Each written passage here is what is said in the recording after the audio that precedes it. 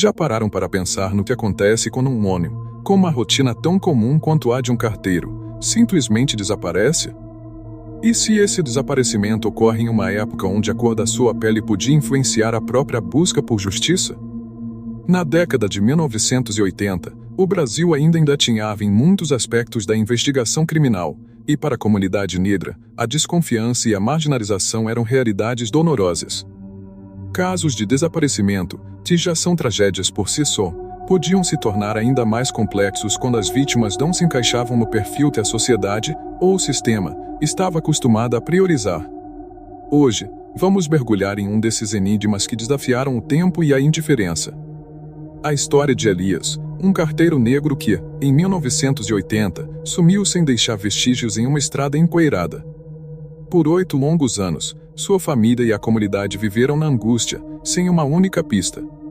Mas, como um roteiro de suspense que se desenrola lentamente, um achado inesperado em um armazém antigo viraria tudo de cabeça para baixo.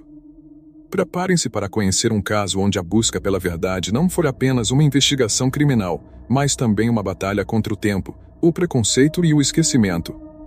Se você se interessa por true crime, histórias de resiliência e a forma como o passado, por vezes, nos alcança de maneiras surpreendentes, este vídeo é para você.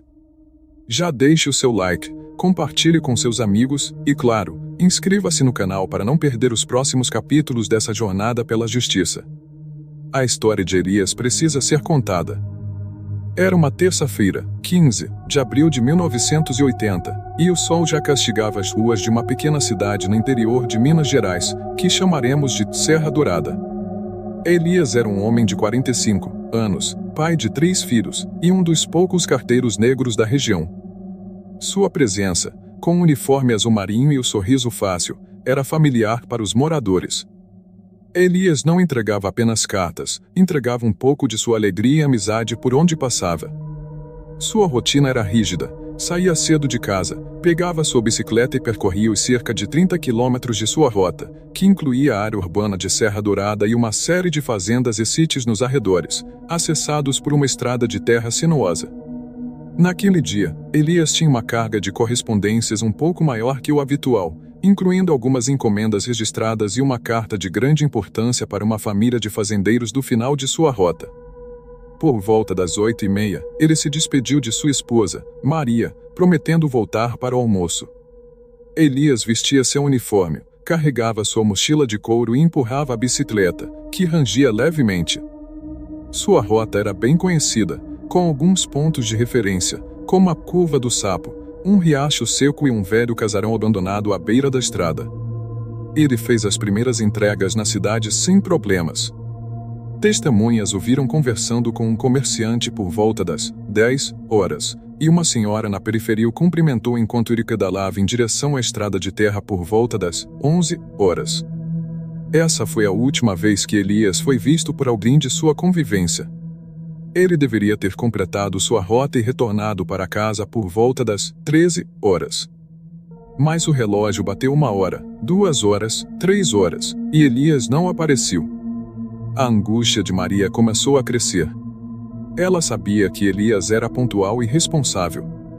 Tentou ligar para a agência dos Correios, mas não obteve muitas informações.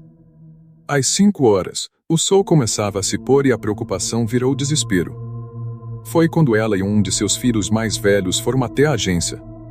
O chefe de Elias confirmou que ele não havia retornado, e que as correspondências registradas não foram entregues, pois a caneta que ele usava para as assinaturas ainda estava em sua mesa. E isso era incomum. Elias sempre carregava a caneta com ele.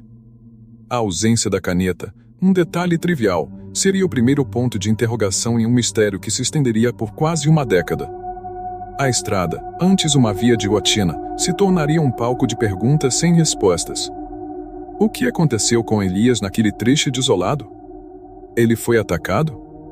Se perdeu? Ou algo muito mais sinistro o esperava na última entrega de sua vida? O silêncio que se abateu sobre a casa da família de Elias naquele entardecer de 1980 seria apenas o início de uma longa e dolorosa jornada. A agência dos Correios e a família de Elias agiram rapidamente, mas as condições da época dificultavam enormemente as buscas. Assim que a notícia se espalhou, a comunidade de Serra Dourada se mobilizou. Vizinhos, amigos e colegas de trabalho formaram grupos e saíram em carros e a pé para percorrer a estrada de terra que fazia parte da rota de Elias. A escuridão da noite se aproximava, e o medo crescia a cada minuto sem notícias. A polícia militar e civil foram acionadas, mas, em 1980, os recursos eram limitados. Não havia drones para vasculhar grandes áreas, nem equipes de busca e resgate especializadas com tecnologia de ponta. As buscas se concentraram principalmente ao longo da estrada e nas propriedades rurais que Elias visitava. Cães farejadores foram usados, mas o terreno irregular, o forte cheiro da vegetação e o tráfego de animais na estrada dificultaram o trabalho, levando-os a perder o rastro repetidamente. A bicicleta de Elias foi o primeiro e mais importante elemento a ser encontrado. No dia seguinte ao desaparecimento, por volta das 7 horas da manhã, um fazendeiro que ia para a cidade a encontrou abandonada na beira da estrada, a cerca de 10 quilômetros do ponto onde Elias havia sido visto pela última vez. A bicicleta estava deitada no chão, mas não havia sinais de queda violenta ou de colisão. As correspondências que não eram registradas estavam espalhadas por perto, algumas molhadas pela garoa da madrugada. Mas as encomendas registradas e a caneta de Elias não estavam ali. A descoberta da bicicleta trouxe mais perguntas do que respostas. Por que Elias a abandonaria? Não havia sinais de luta ou sangue na área imediata. A polícia montou um perímetro, mas o local já havia sido pisoteado por curiosos e pelos primeiros a chegar. Sem evidências físicas como pegadas claras, marcas de pneus de outro veículo ou qualquer vestígio de confronto, a investigação se tornou um quebra-cabeça sem peças. As hipóteses iniciais variavam. A mais comum era a de um assalto. Elias poderia ter sido rendido por alguém interessado nas encomendas ou no dinheiro que ele pudesse carregar. No entanto, se fosse um assalto, onde estava Elias? Por que seu corpo não foi encontrado se ele foi agredido e deixado para trás? Outra teoria era a de um acidente com um veículo que fugiu, mas a ausência de danos da bicicleta na vegetação ao redor dificultava essa conclusão. O desaparecimento voluntário foi brevemente considerado, mas rapidamente descartado pela família. Elias era um homem de família, dedicado, sem problemas financeiros conhecidos ou motivos para fugir. A estrada, antes um caminho de rotina para Elias, transformou-se em um palco de mistério. Cada curva, cada árvore, cada trecho de mata fechada era vasculhado na esperança de um sinal. Mas o mistério da estrada permaneceu, o silêncio dominava, e o caso de Elias começou a se perder na imensidão do interior, sem uma pista sólida que pudesse guiar os passos da investigação. A família de Elias sentia que havia algo a mais por trás daquele silêncio ensurdecedor, algo que a polícia da época não conseguia ver ou não queria ver. A década de 1980 no Brasil, embora marcada por um processo de redemocratização, ainda carregava as cicatrizes profundas de um passado escravocrata e de uma sociedade estruturalmente racista. Para a família de Elias, um homem negro desaparecido no interior, essa realidade adicionou uma camada de dor e frustração à tragédia. Infelizmente, a cor da pele de Elias pode ter influenciado diretamente a prioridade e a profundidade da investigação. A marginalização e a invisibilidade de pessoas negras em muitas esferas sociais e políticas da época se refletiam na forma como o sistema de justiça operava. Casos envolvendo indivíduos negros, especialmente em áreas rurais ou de menor visibilidade, muitas vezes recebiam menos atenção da mídia, consequentemente, menos pressão pública sobre as autoridades.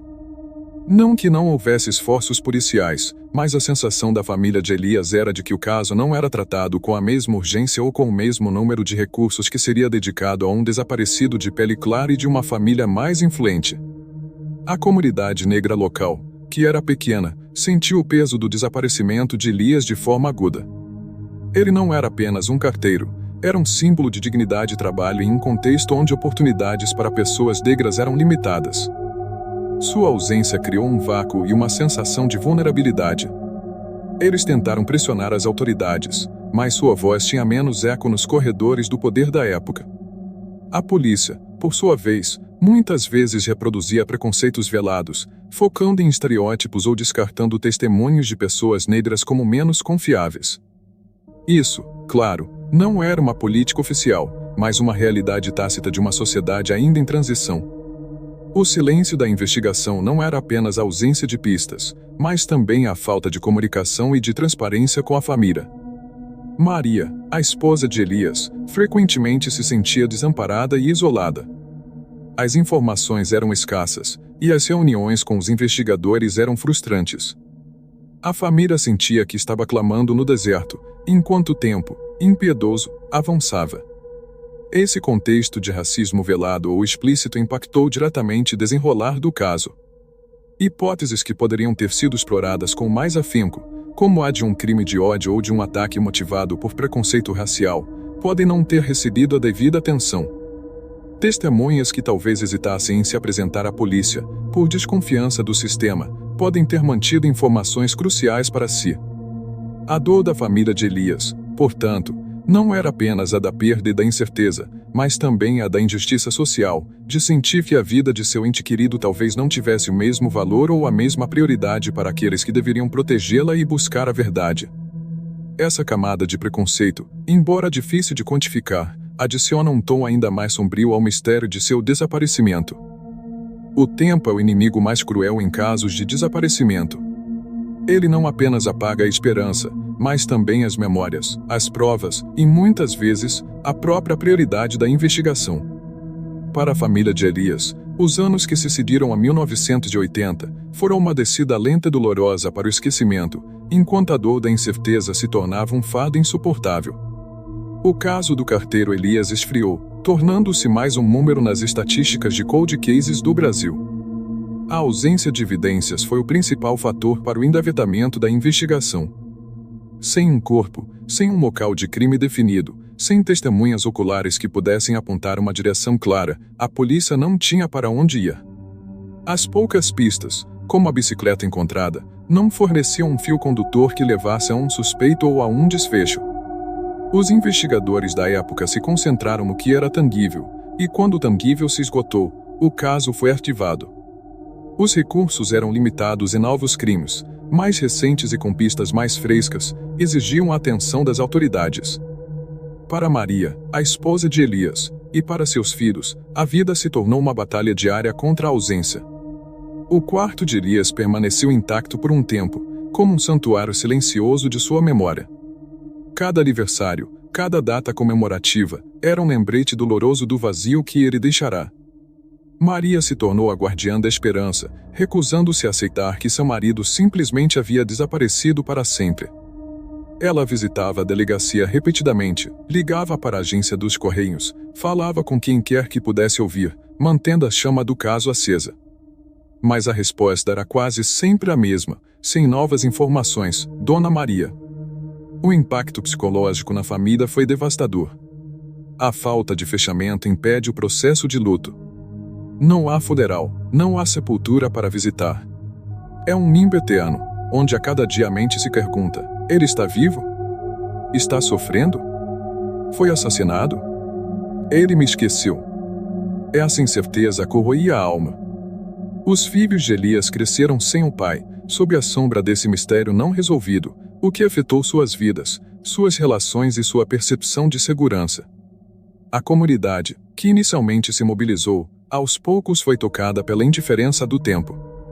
Elias se tornou uma lenda triste, uma história de luto que a poeira do esquecimento cobria cada ano.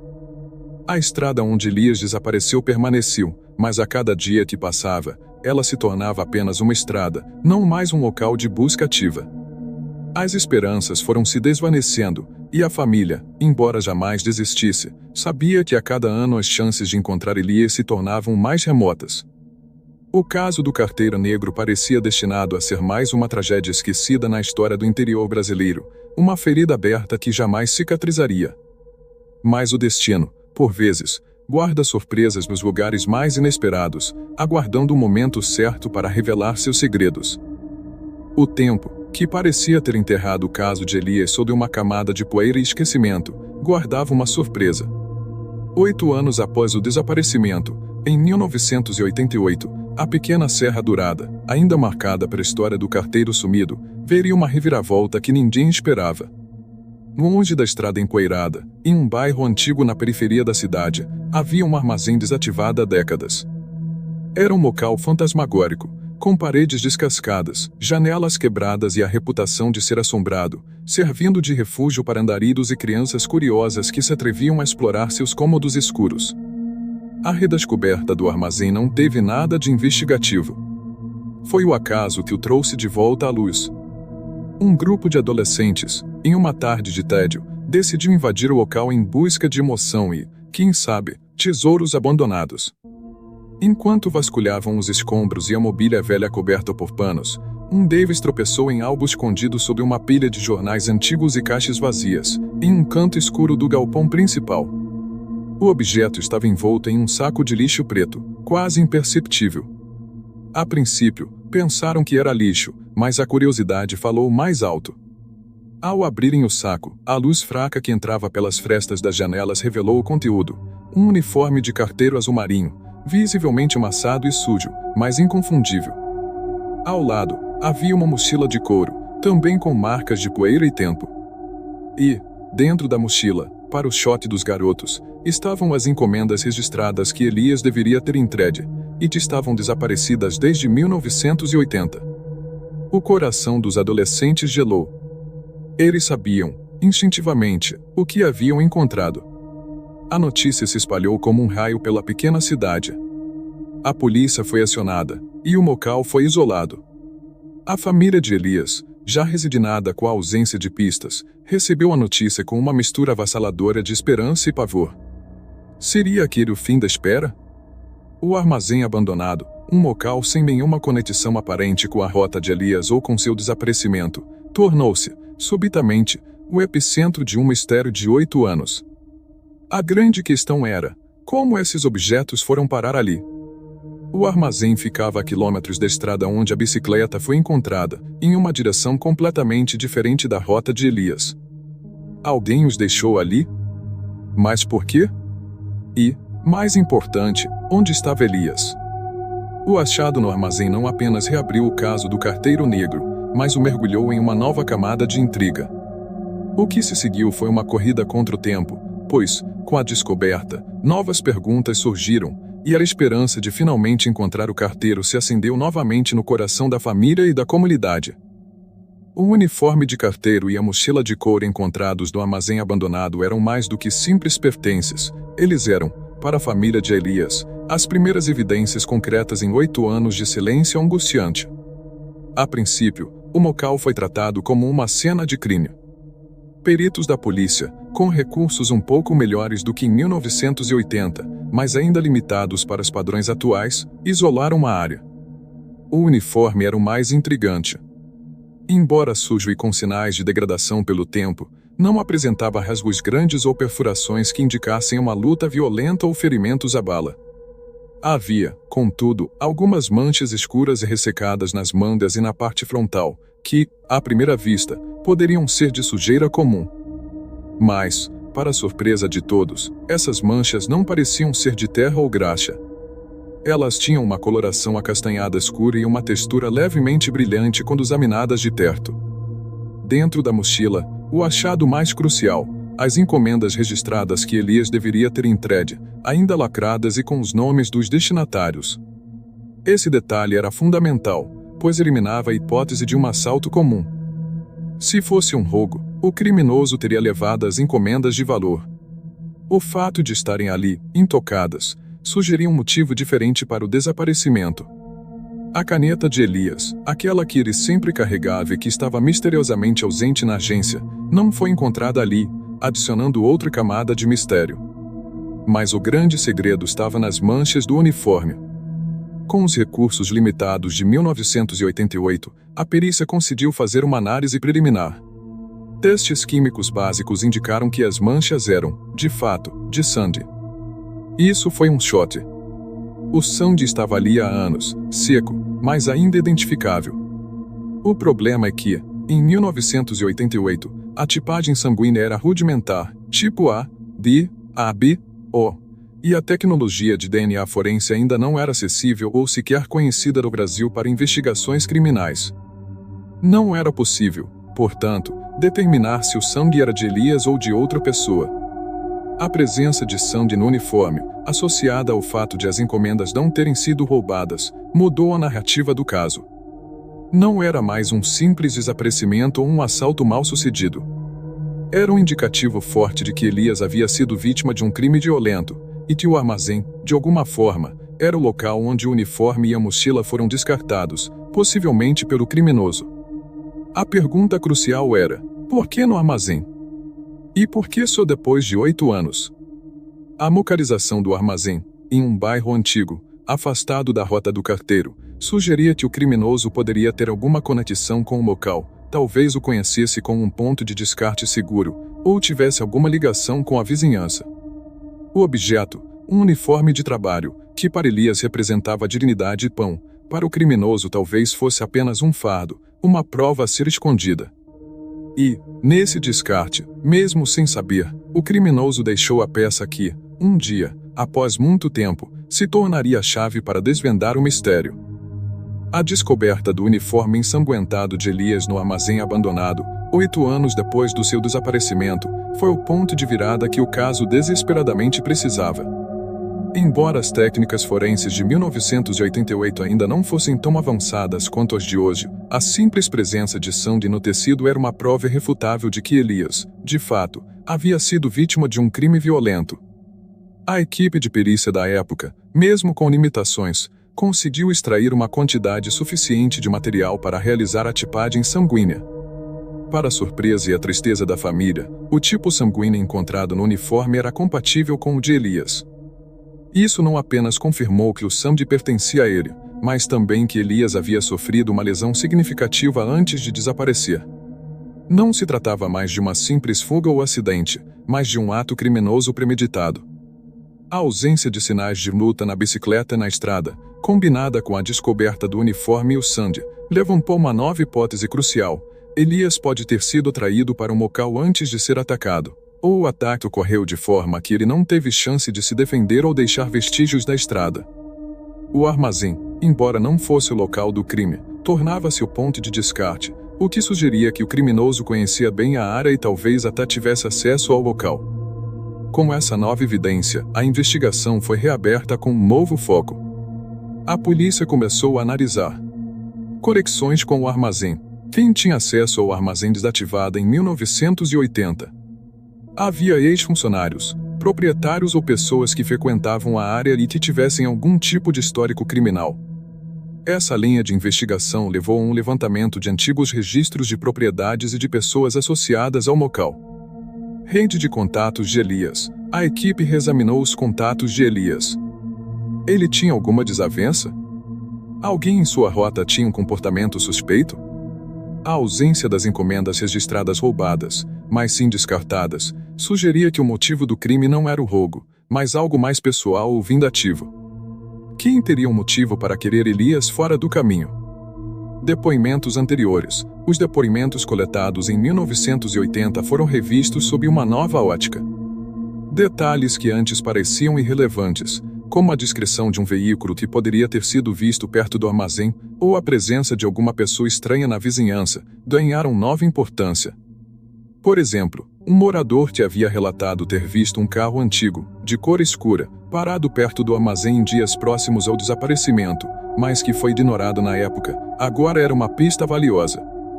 Apesar da tipagem sanguínea ser limitada e não haver DNA disponível, o fato de ter sangue de Elias no uniforme já era um avanço gigantesco. Ele confirmava a violência e direcionava a investigação para um assassinato ou um sequestro seguido de morte.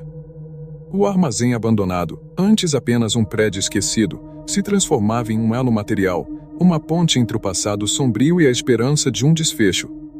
A corrida por justiça agora tinha um novo ponto de partida, e a memória de Elias, por fim, poderia encontrar um caminho para a verdade. A descoberta do uniforme ensanguentado de Elias no armazém abandonado, 8 anos após seu desaparecimento, transformou o luto da família em uma busca renovada por justiça. Para Maria, a esposa, e para seus filhos, o objeto não era apenas uma prova, era um elo tangível com Elias, uma confirmação de que ele não havia simplesmente sumido, mas havia sido vítima de um crime brutal. Essa verdade, embora dolorosa, era preferível à tortura da incerteza. O legado de Elias se tornou mais forte com essa reviravolta. Ele deixou de ser apenas o carteiro desaparecido para ser a face de uma investigação que, apesar do tempo e das dificuldades, se recusava a morrer. Sua história reacendeu a discussão sobre a importância da agilidade nas investigações de desaparecimento e sobre como casos de pessoas marginalizadas podem ser negligenciados. A comunidade de Serra Dourada, que por um tempo sentiu o silêncio pesar, agora acompanhava os desdobramentos com uma mistura de esperança e revolta. A partir de 1988, com o achado do armazém, a busca por justiça para Elias ganhou um novo fôlego. A polícia, agora com uma direção mais clara e a pressão da opinião pública reacendida, concentrou seus esforços em entrevistas revisadas. Todos os depoimentos originais foram reavaliados.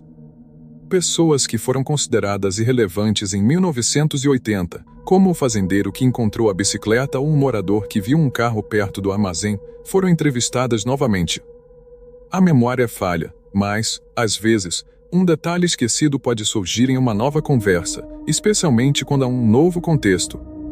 Abertura para novas testemunhas. Com a repercussão da descoberta do uniforme, a mídia local, rádio e jornais, voltou a cobrir o caso, incentivando qualquer pessoa com informações, por menores que fossem, a se apresentar. Isso poderia incluir alguém que viu Elias com um estranho, ou que presenciou a movimentação no armazém. Análise comportamental. A presença do uniforme ensanguentado e o descarte no armazém sugerem um criminoso que, ou conhecia Elias, ou agiu de forma premeditada para eliminar evidências em um local que considerava seguro. A polícia começou a traçar um perfil comportamental do provável agressor, buscando indivíduos na região com histórico de violência ou acesso a locais abandonados. Mesmo sem o avanço do DNA para a identificação do agressor na época, a tipagem sanguínea de Elias e a conexão com o armazém trouxeram um senso de progresso. Para a família, era um pequeno passo em direção ao fechamento. A esperança final, mesmo que dolorosa, era encontrar o corpo de Elias e dar a ele um enterro digno, permitindo que a família finalmente iniciasse seu processo de luto. O caso do carteiro Elias, um homem negro que desapareceu em uma estrada de Minas Gerais na década de 1980, tornou-se um símbolo da luta por justiça e visibilidade. Seu uniforme, encontrado em um armazém antigo, não foi apenas uma prova material, foi um grito silencioso por respostas, reverberando através dos anos e exigindo que sua história fosse ouvida.